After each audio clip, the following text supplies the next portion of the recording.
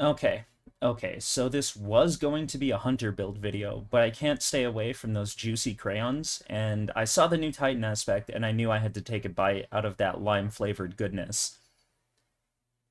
Banner of War blew me away, and someone at Bungie actually let it go through in the state that it's in, so I played with it, I loved it, and I had to build around it because, good god, this aspect. It lets you get away with some real silly stuff. I'll throw a dim link in the description when the loadouts get fixed, if I remember, of course, and let's get right into it.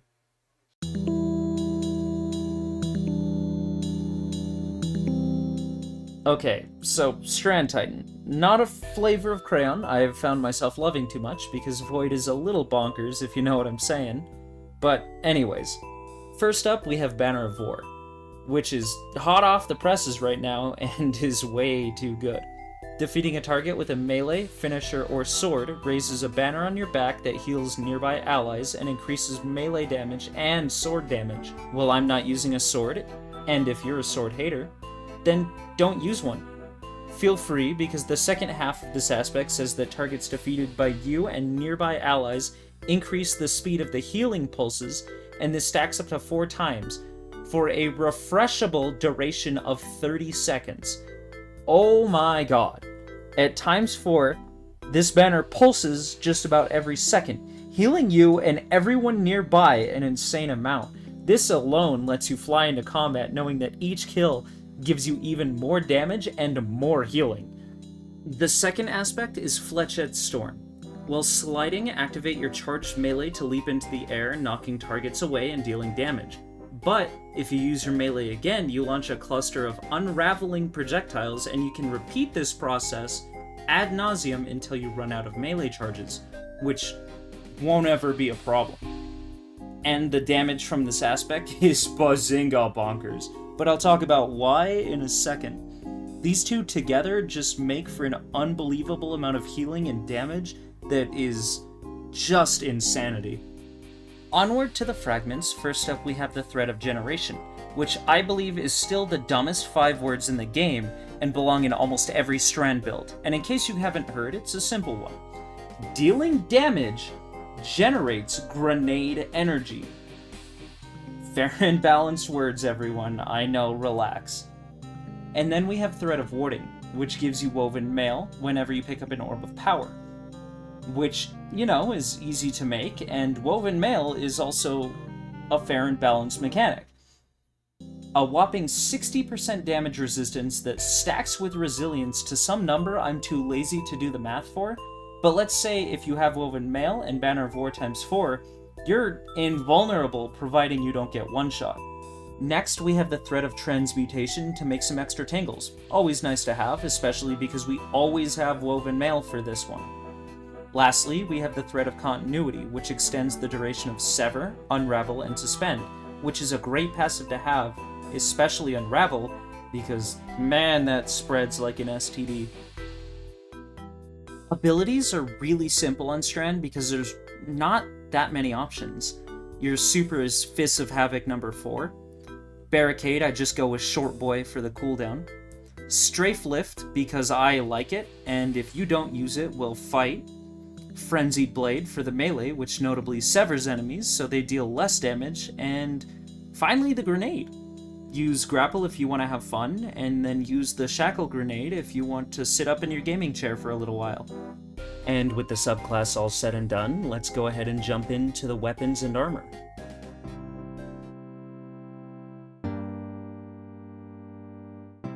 Off to the best part, the guns. To literally no one's surprise, Monte Carlo is gonna be the star of the show here because dealing damage generates melee energy. And sometimes when you get a kill with it, it also just fully refunds your melee energy, which is nice. All of this dealing damage generating ability energy is kinda ridiculous, and Bungie even said they wanted to nerf cooldowns. And here we are, with very little cooldown. With all of the nerfs to double special though, I decided that now is a great time to try Monte Carlo, and I was not disappointed. With its new catalyst, I hear it's pretty good, and I would also show it off if I could, but RNG hates me.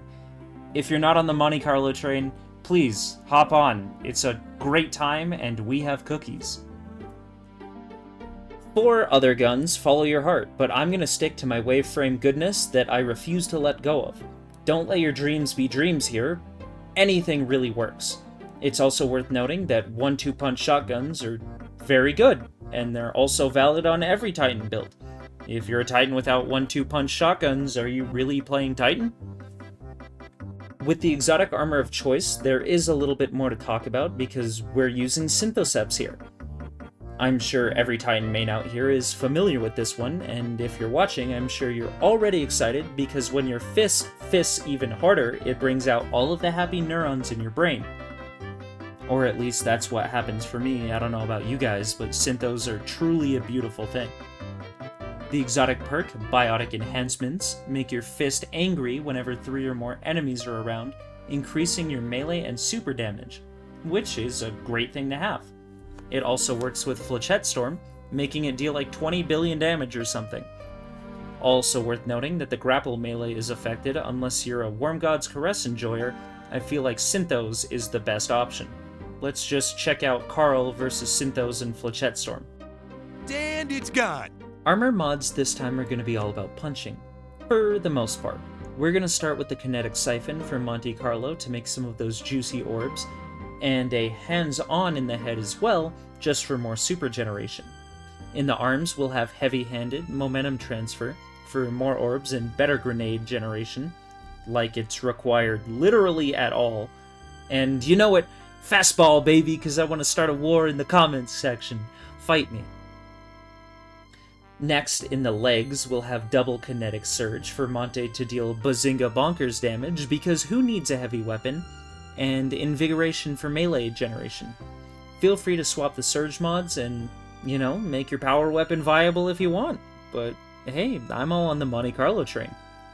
Next, we'll have our class item, Distribution and Outreach, for even more ability generation, and Powerful Attraction just to suck up the orbs like a vacuum cleaner, because remember kids, convenience is better than optimization, and I like to sit like a gremlin in my gaming chair, not upright. And don't worry, I didn't skip the chess piece, just use any reserve or resistance mods, whatever you need for the activity. With all of that in mind, you know what time it is, baby. Time for some gameplay tips.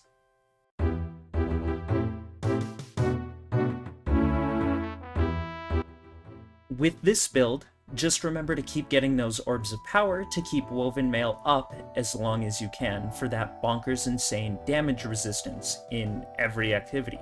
And while you heal a lot with Banner of War, remember, the higher up you go in difficulty, sometimes you just get one shot anyway. So maybe don't ooga booga everything in sight just because you feel like it.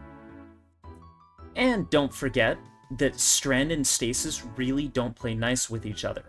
If you're running a Shackle Grenade, try to not throw it at frozen targets or else you and your frozen buddy will get into a fight. They'll probably just give you the cold shoulder. Your super with Synthoceps will deal even more damage, and an optimal combo that I like to use is the heavy attack and then 3 light attacks. Repeat until your super runs out. This seems to be the most damage, but feel free to make fun of me if I'm wrong. The Banner of War will only require a melee kill, finisher, or a sword kill to begin the initial timer. After that, anyone standing in the radius can contribute to the banner to make it pulse even faster. So maybe play off of some of your blueberry teammates, and after you hit ×4 stacks, go in like a maniac. Although Suspend recently got poopied on by Bungie, it's still an incredible form of crowd control. Changed my mind. And while it's not the star of the show, Shackle Grenade is pretty dumb. And you can't change my mind on that either. If you don't have Monte Carlo for whatever reason, Ikora is giving a quest away that literally gives it away. But I will warn you, seeing K die again made me sad, so there's your warning. Try to always have biotic enhancements up when you activate your melees in whatever fashion. Synthoceps make Flechette Storm go burr. And that's really all of the gameplay tips that I've found over the 3 days that I've actually ended up playing this build. However, if you can think of anything, feel free to leave it in the comments section, and I hope you guys enjoy the build. And that's all she wrote for my Strand Titan build. I hope you guys enjoyed it and watched it all the way through. If you did to the end and you enjoyed the video, feel free to like and subscribe. I know it means a lot to me. And leave a comment down in the comment section. It's always fun talking to everybody. Anyways, hope you enjoyed the video, and thank you so much for watching.